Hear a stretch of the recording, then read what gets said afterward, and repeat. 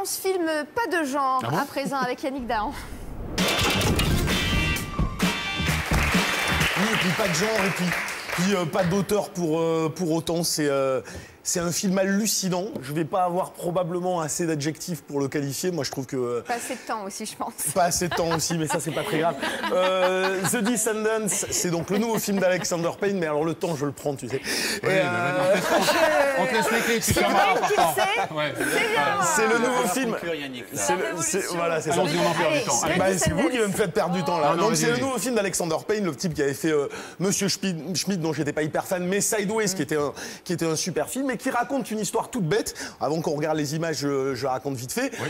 Comme dans tous les films d'Alexander Payne, c'est toujours plus ou moins l'histoire d'un type qui n'a pas mené la vie qu'il voulait ou qui n'est pas devenu celui qu'il aurait aimé être. C'est un peu le cas de George Clooney, qui est une espèce d'avocat qui vit à Hawaï et qui a une vie un peu bateau, dont la femme, au début du film, a un accident de jet ski, ce qui est un peu crétin, et elle est entre la vie et la mort, et tout d'un coup, il va se dire, mais mon Dieu, j'aime ma femme, je me rends compte au moment de la perte qu'elle est importante pour moi, et mais ce petit événement qui, l'air de rien, a l'air banal, va enclencher des dommages collatéraux sur toute la famille, surtout à mesure que le personnage apprend des choses sur le passif de sa femme en cours de route. Donc voilà, je sais pas si c'est bien résumé, c'est pas très bien grave. résumé. On regarde les images, on en parle après. Un film de cow-boy et d'indien, donc. 23 days ago, my wife was launched from a powerboat and hit her head. And as if this weren't enough already. You might not be able to hear this right now, but she was lonely. Who is he? I'd like to know who the guy is that my wife was seeing. I've always been the backup parent. And with Elizabeth in the hospital, my daughter's testing me. Travis has said he's going to be with me. I'll be a lot more civil with him around. Sup, Trev? Don't ever do that to me again.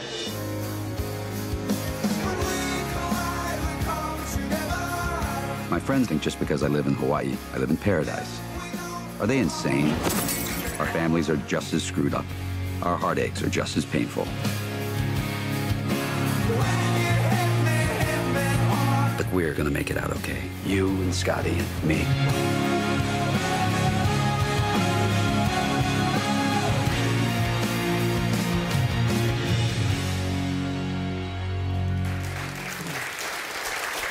Alors, trop à dire en peu de temps, Oui. donc je vais essayer d'être bref. On y croit. Non, mais bon, on y croit. The Descendants, ce qui est assez génial là-dedans, c'est qu'on a l'impression d'avoir vu des éléments de plusieurs cinéastes qui ont chacun un univers très singulier. Je cite toujours les frères Cohen, mais c'est vrai. Todd Solondz aussi, le cinéma d'auteur indépendant, mais il n'y a pas que ça. Ce film, moi, je le trouve brillantissime parce qu'il se pose comme une évidence. C'est-à-dire qu'il avait tout pour être une caricature de soit de mélo ou un petit peu de comédie hype, justement, très film d'auteur indépendant. Et il évacue ça du revers de la main. Quand je dis évidence, c'est évidence dans l'interprétation, c'est évidence dans l'écriture, c'est évidence dans la mise en scène. Ça parle de deuil, ça parle d'une famille éclatée, ça parle de transmission. Tout ça est fait avec une fluidité hallucinante où on est capable de passer du drame à la touche d'humour noir, carrément par moments à la comédie, de temps en temps à la réflexion. Et tout ça se fait mais avec un naturel qui signe les grands films. C'est-à-dire quand je dis naturel, c'est qu'on ne remarque pas la mise en scène, on ne remarque pas l'écriture, on ne remarque pas l'interprétation, on est dans le film immédiatement. Et pourtant, il y a des partis pris cinématographiques qui sont extrêmement forts. Le fait que Alexander Payne situe son film dans un Hawaï qui n'est pas le Hawaï fantasmé, et il le dit dès le début du film, c'est assez génial. C'est ouais, on croit parce que j'habite à Hawaï que je sirote de la tequila toute la journée et que je vais faire du surf à la plage. Et tu vois ça sur des images de SDF au milieu des embouteillages en plein centre-ville. Donc, il donne un ton. La topographie est aussi importante que chez les frères Cohen dans ce qu'elle définit de l'identité des personnages. Derrière du Todd Solondz, parce qu'il y a une cruauté dans les rapports humains dans des moments dramatiques, puisqu'on évoque le deuil, la maladie, l'incapacité d'un père à comprendre ses enfants et tout ça. On ne part pas là-dessus, parce que c'est pas parce qu'il y a un rapport père-fille, et non pas père-fils, mais qui est père-enfant, qui est super bien fait. Et moi, ce que je trouve étonnant, c'est comment on a le sentiment de voir à la fois, c'est ça, du Cohen, du Todd Solondz, de tout ça, et que le type a son univers qui est profondément humain. C'est un film bouleversant parce que c'est un film d'une justesse comme moi j'en ai rarement vu, quoi. C'est ni intello, c'est ni prise de tête, ça n'a jamais aucune posture, même auteuriste indépendante, jamais. C'est un film qu'on prend comme une bouffée d'air pur qui est hallucinant, qui est bouleversant, mais qui est jamais mélo. C'est mortel. Et qu'on retrouvera aux Oscars. The Je le dis tout de suite. Descendants. Mais c'est vraiment, non, c'est vraiment mortel. Voilà. Et pourtant, Voilà. c'est pas ma cam, ce genre de truc, Bah non, tu penses. à la base. Ça sort et demain. et c'est vraiment. Ça vraiment sort très demain. The Descendants, évidemment, avec George Clooney. Ça, c'est, Yannick, vous, ouais, non, vous mais nous c'est- en avez parlé hier, mais quand même. Exactement, j'en ai parlé en détail hier, j'ai dit Ouais. plein de choses intéressantes, donc je vais les survoler aujourd'hui. Et non, c'est un film, Magnifique. c'est un film exceptionnel. Ouais. C'est pas- Enfin, pour moi, c'est le meilleur film que j'ai vu pour l'instant depuis le début de l'année. D'accord. Donc, pas du tout film de genre pourtant.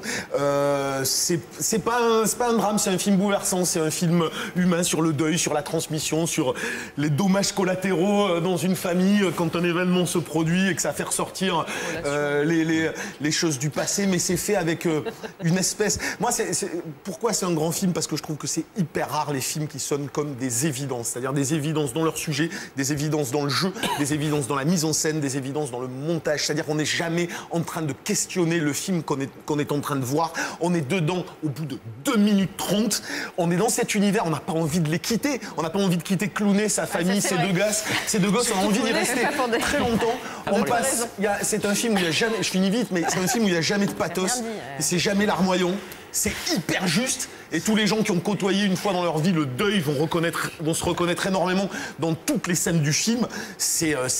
Mais c'est la vie. Ouais. Mais la vie.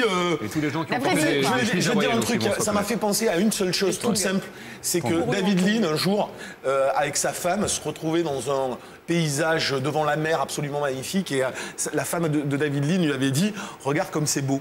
Puis David Lean s'était mis devant elle, et il avait fait ça, il avait dit « Regarde, c'est encore plus beau ». Moi, ça me fait penser à ça.